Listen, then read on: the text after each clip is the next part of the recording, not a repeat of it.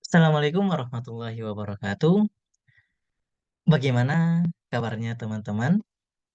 CPNS sudah di depan mata. Jadi di sini di dunia dosen kita akan membahas trik dan rahasia lolos CPNS dosen Kemendikbud tahun 2024. Di channel ini kita akan membahas seputaran tentang CPNS dosen, yang dimana kita akan membahas tentang soal-soal TIU, soal-soal TWK, dan soal-soal TKP. Dan bagaimana trik dan cara mudah untuk mengerjakan soal-soal.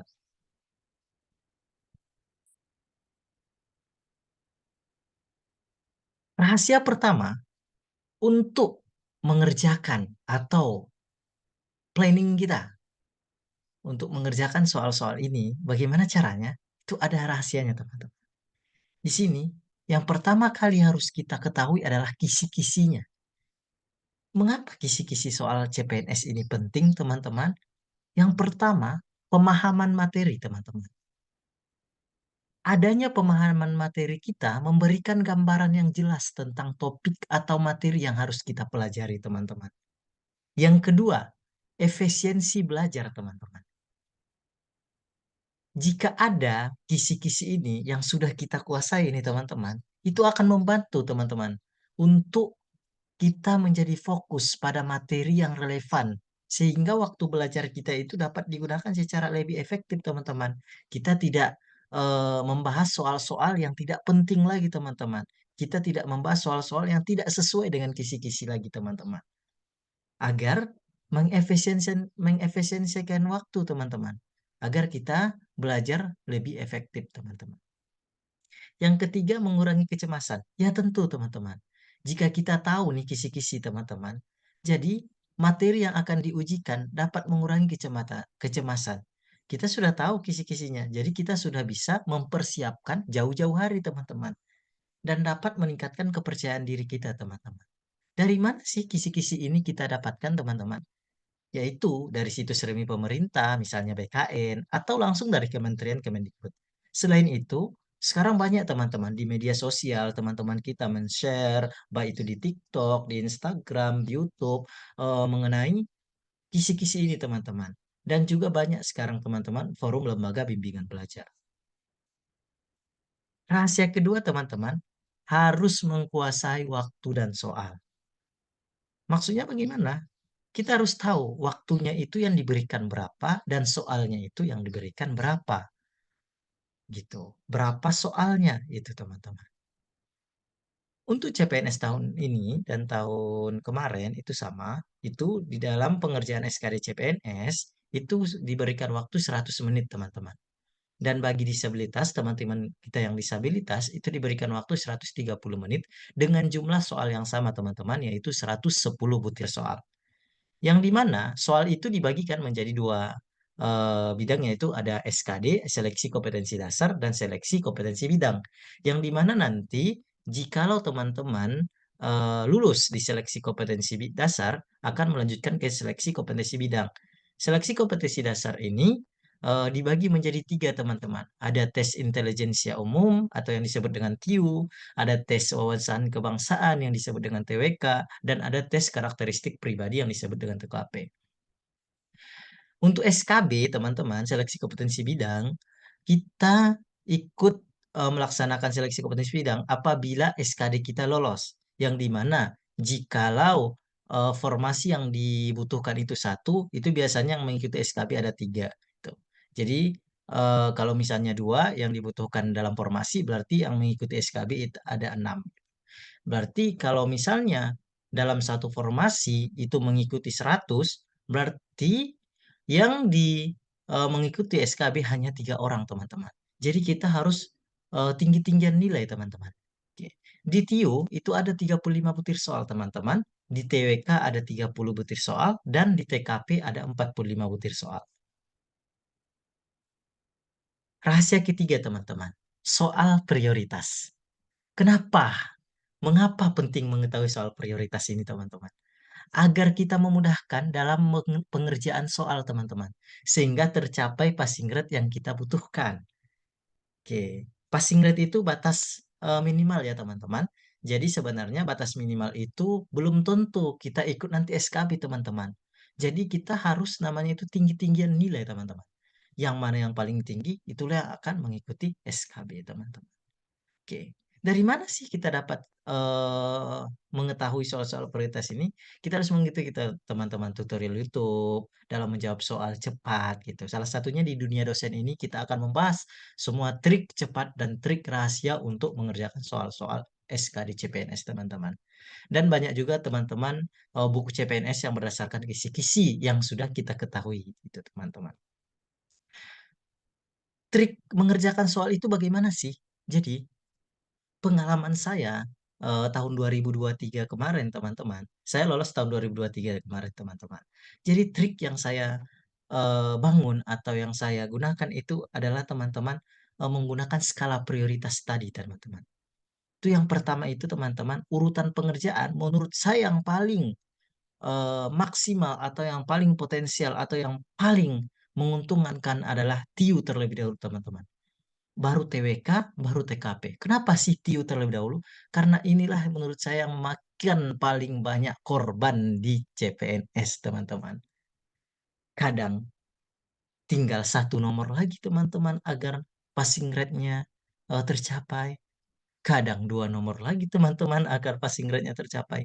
Dan menurut pengalaman saya tahun kemarin, teman-teman, teman-teman saya yang mengikuti CPNS kemarin, yang paling banyak jatuhnya adalah di TIU. Makanya memang dari pengalaman saya mengerjakan terlebih dahulu adalah TIU. Karena saya mengambil formasi cum laude. Yang dimana kalau formasi cum laude itu dia dibutuhkan passing rate TIU-nya itu adalah 85 poin. Sedangkan kalau formasi umum dia membutuhkan passing rate-nya itu adalah 80 poin. Oke teman-teman. Yang kedua adalah bagi waktu setiap pengerjaan teman-teman. Berikan waktu lebih untuk soal menurut Anda yang susah. Misal teman-teman, TIU itu teman-teman gunakan 45 menit. Kan tadi diberikan waktu untuk yang umum adalah 100 menit. Bagi teman-teman, bagaimana caranya TIU, TWK, dan TKP ini kita bisa eh, mengerjakan seluruhnya gitu. Kalau menurut saya teman-teman, trik yang paling ampuh yaitu TIU 45 menit, TWK 25 menit, TKP 30 menit. Trik yang ketiga teman-teman, usahakan mengerjakan TIU hanya sekali dan tidak berulang-ulang. Mengapa demikian? Karena kalau kita berulang-ulang mengerjakan, salah yang pertama, ulang lagi yang kedua, itu akan memakan waktu teman-teman.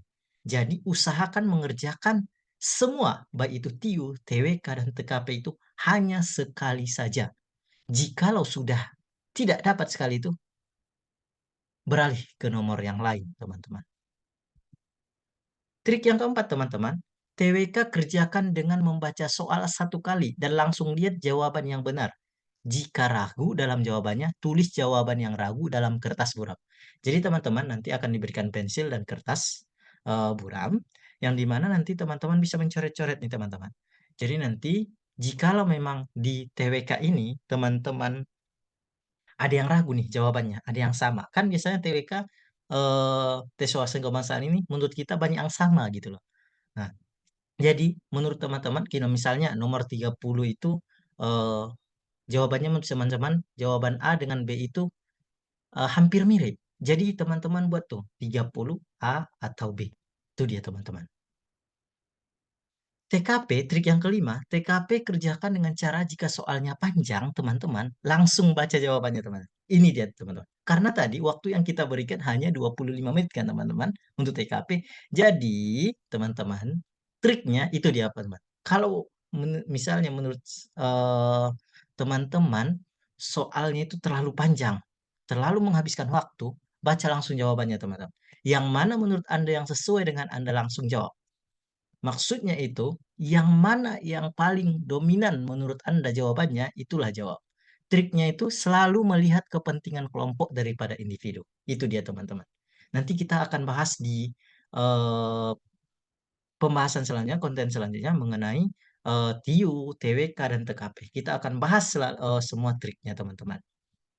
Oke, yang keenam adalah soal yang masih belum terjawab, baik TKP, TIU, dan TWK, jika masih ada waktu tersisa, kerjakan yang menurut Anda yang belum mencapai passing rate.